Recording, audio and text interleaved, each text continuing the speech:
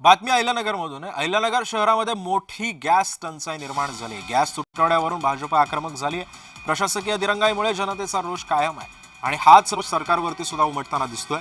जिल्हाधिकारी काड्यांकडून भाजप शिष्टमंडळानं तक्रारीचा पाढाही वाचलेला आहे।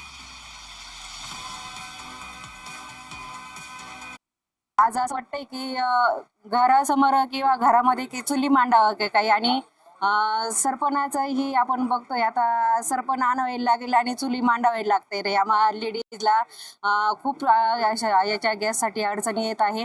तर मी एकच विनंती असं करेन की याला प्रशासनाला की शासनाला की आपण हे गॅसचा जो तुटवडा आहे तो आपण सुरळीत चालू करावे। नागरिकांचा मध्ये जो गैरसमज पसरतोय या गैरसमजामुळे हा संपूर्ण रोष हा सरकारवर येत आहे।